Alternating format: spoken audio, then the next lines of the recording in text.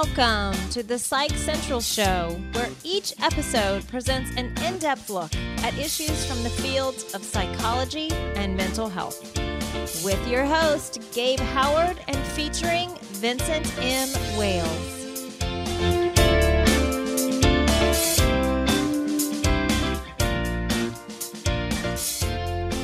Welcome to this week's show, everybody. With me, as always, is Vincent M. Wales, and today we are going to discuss essentially the differences between our disorders. I live with bipolar disorder, and Vincent lives with...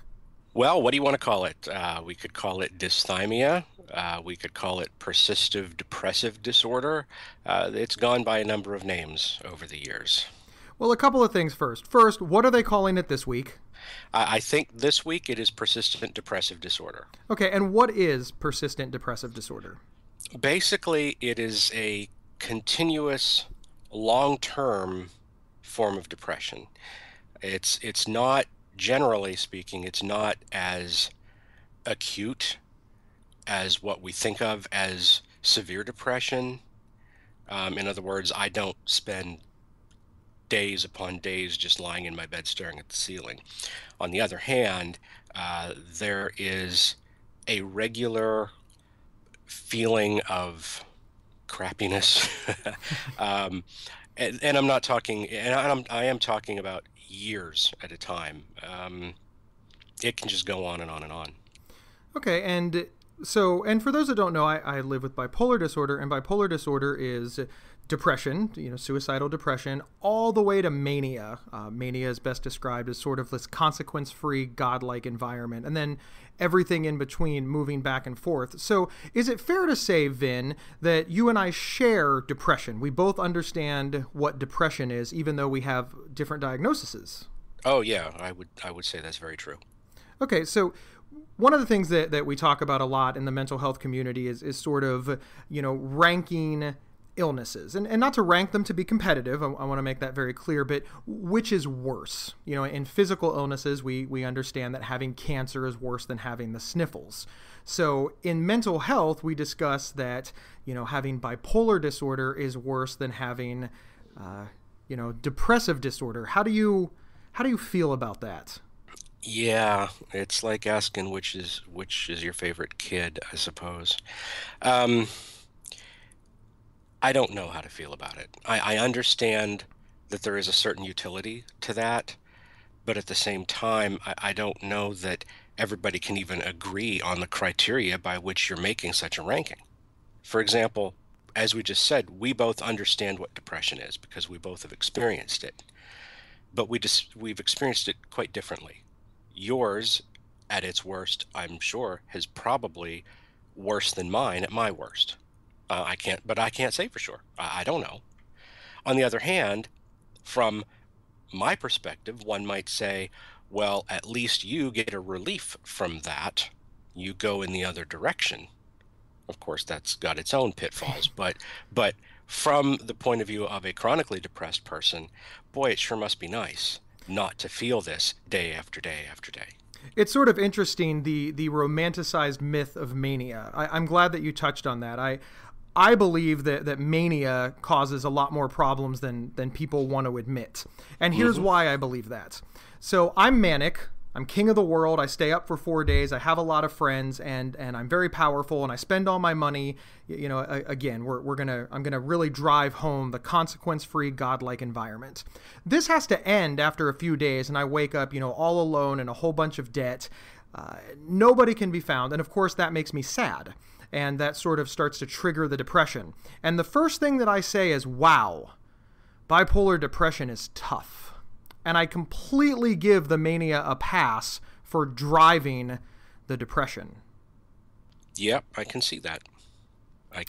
And I certainly did not mean to imply that I was romanticizing the mania, because just knowing your experiences and those of other people that I've read about or met, I know how horrible that side of it can be, and in some ways cause more damage to you than the depressive parts. It's fascinating. Mental health, obviously with mental health, we talk about suicide being the only way, for life to end with mental illness. There's a lot of talk about that. But you and I have talked before, Vin, about the idea that, if you're manic and you're driving 150 miles an hour and you ram your car into a tree, that's death as well. So that's going to go into a car accident as far as cause of death. But what made me think I could drive 150 miles an hour into a tree? Right. So interestingly enough, to move this on, from my position, Gabe Howard's position, a man living with bipolar disorder, I think to myself, man, I would love to be Vin. See, Vin's not as sick as I am. He only has depression. And most people with your diagnosis are, they're working, they have jobs. You don't sort of fall into the severe and persistent mental illness category. Just the persistent part, yeah. It's not severe in that I'm regularly suicidal. No, not at all. I'm not saying that I don't get that way on occasion, because yes, it does happen, but it doesn't stick around all that long. But yeah, the persistent part is what makes it so draining. It's, as I said, in a way, I envy you for having relief from the depression, even though, the cure is worse than the disease there. But I just wish that I could wake up one day and just feel good. And I can't tell you when that has ever happened in my adult life. Well, let's lock this down for a bit. First off, we're going to say that, everybody's mileage may vary. I have bipolar disorder. I'm not the same as everybody else. Vin, you're not the same as everybody else. So we want to be clear that we are not the keystone model for everybody with these diagnoses, obviously. Right. So we're just speaking from our perspectives. But you said that never in your adult life have you felt happy. Now that's a bold statement. Not what I said. That's not what I said. I said feel good. It's like, you can be happy for a time. I can go out with friends. I can laugh it up. I can have an absolute blast. That does not mean that the depression isn't there. It just means that I'm ignoring it for a couple hours. But you can't do that 24/7. So it's sort of like, and again, this is your experience, so you have to correct me. And I know you love correcting me, Vin, so it shouldn't be a problem. But it's sort of one of these things that you're just saying that you always live with it. And that sounds, and the reason that I bring this up is because that sounds a lot like my experience with bipolar disorder. Completely different diagnosis, completely different set of symptoms, but it's always there. Yep. So in my mind, your diagnosis and my diagnosis are really quite equal, but society doesn't see it that way. Right, because I'm not, going around driving 150 miles an hour and thinking that I'm king of the world, for one thing. Fair. Even though I really am, secretly. I've often suspected you were Batman. I've never seen the two of you in the same room together. It was just the one time. Nobody has pictures. They can't prove anything. This is the part that's interesting to me, though. Very much so, because I talk to people that live with, bipolar disorder, schizophrenia, and things like that. And of course, there's this real fear from the uninitiated public that any minute now we're going to snap and there's going to be violence and they need to be worried about us. Whereas when society hears you're depressed, the worst that you really have to contend with is that they think you're lazy or they pity you. Now, listen, I don't want anybody to pity anybody or to think that anybody's lazy, but if I had to pick between being seen as a violent threat or a danger or being pitied and considered lazy, for me... Yeah. It's an extreme on either end, because neither one is accurate. You are not violent, and I'm not... Well, I am lazy, but not in that sense. The problem with depression, as I think anybody with depression is well aware, is that the public frequently has a tendency to look at it as being the same thing as sad. I'm depressed today. Why? Well, my dog died. That's not depressed, that's sad. I wish we could just erase that definition of depression out of existence, or at least get rid of it in terms of a medical disorder, because it's not doing anybody any good that way.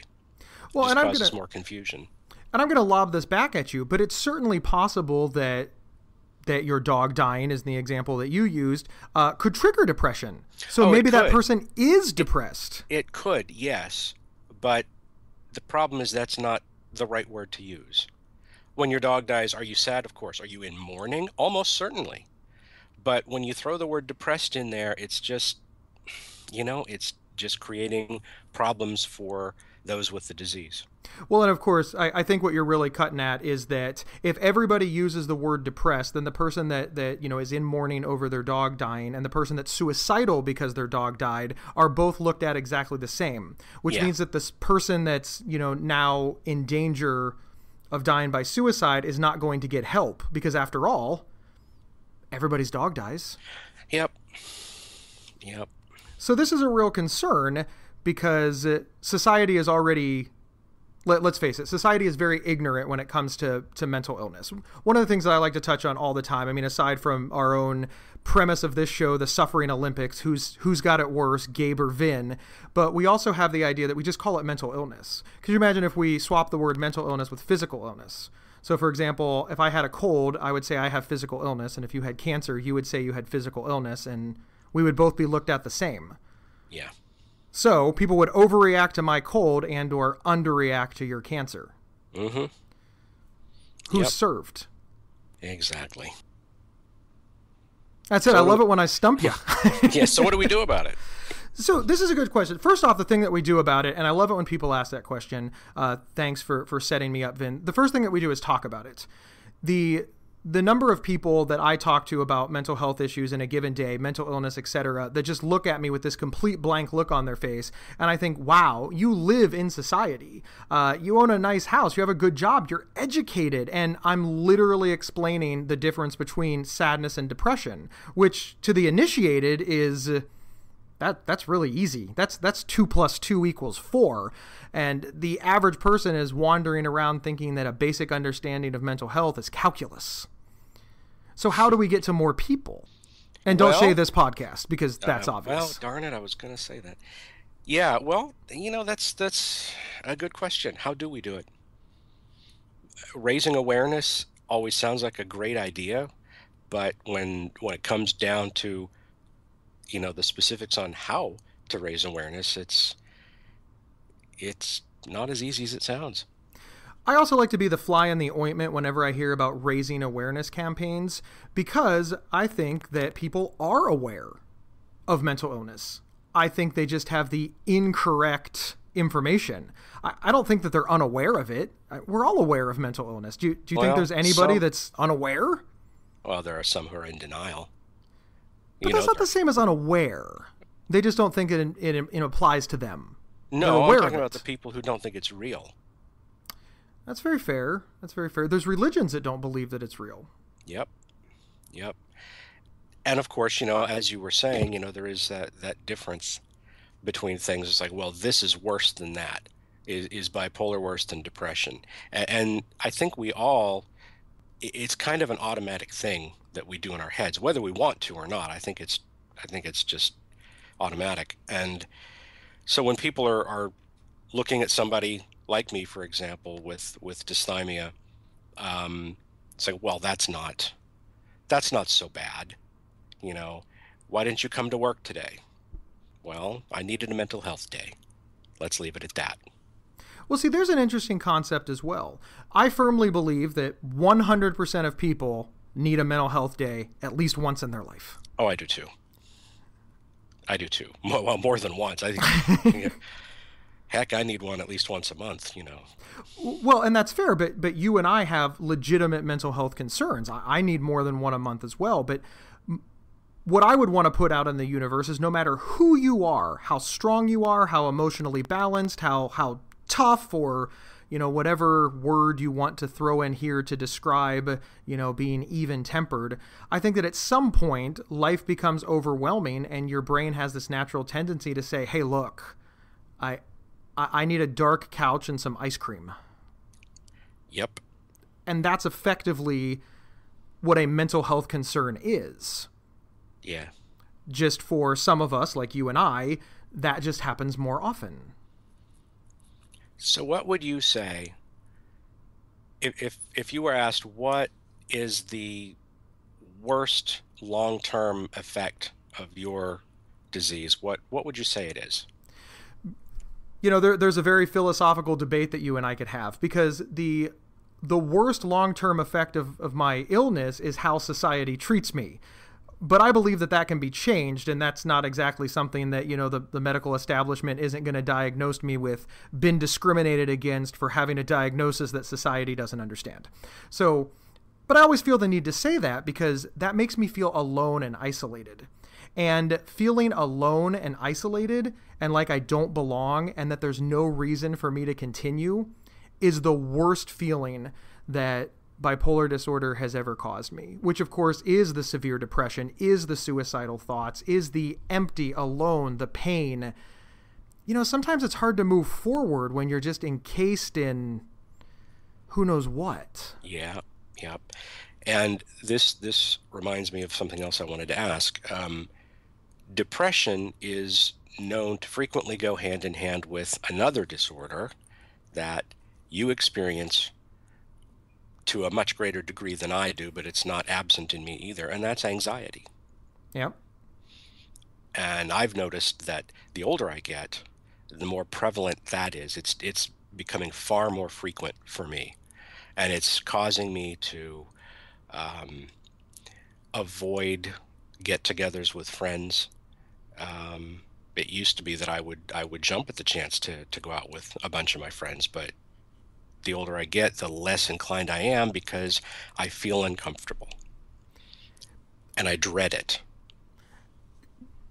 Eventually, we're going to have to do an entire show on anxiety because this kind of repetition it's amazing to me. I'm afraid to go out for fear of anxiety, so that's why I'm not going to go out. Why didn't you go out? Because of anxiety. But you didn't have any anxiety, and you might not, but I might. So literally, the fear of having anxiety or the anxiety of anxiety is causing you so much anxiety that you're avoiding whatever the situation may be that might not cause anxiety in the first place. Yeah, it's insane. Can I use that word? Yeah. We'll have another podcast about that word, won't we? Well, we'll have to have a podcast on the difference between slang and, not slang. I always, it's funny that you bring that up. I told my wife the other day that I was crazy for her, and she said, well, no, I think you're just crazy. And we laughed uproariously. But is that funny? Yes. I mean, is it? I think that it is. I believe that humor is healthy. Vin, we're going to go ahead and wrap this up, but here's basically what I see. You and I both have a mental health diagnosis, and it really doesn't matter which one of us has a quote-unquote worse diagnosis because you don't have to live in my body and I don't have to live in yours. The fact of the matter is it causes us both undue stress and prevents us from doing the things that we want to do.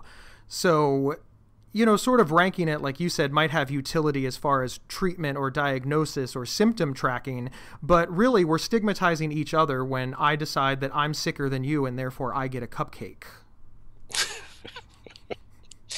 Okay, that's very fair, but in equal fairness, I don't really care. I don't like cupcakes that much, so Vin, as always, it has been fun. I hope everybody got something out of this podcast. In the comment section below, in the comment section anywhere, or start your own conversation online. The purpose of these podcasts is not to be all-encompassing or tell you what to think. It's to start a conversation and give people a place to go. This is a massively huge topic, and if Gabe and Vin talking about it were the only people talking about it, this would go nowhere. So thank you, Vin, for being on the show as always. Sure thing. And we will see everybody next time. PsychCentral.com is the internet's oldest and largest independent mental health website. Psych Central is overseen by Dr. John Grohall, a mental health expert and one of the pioneering leaders in online mental health.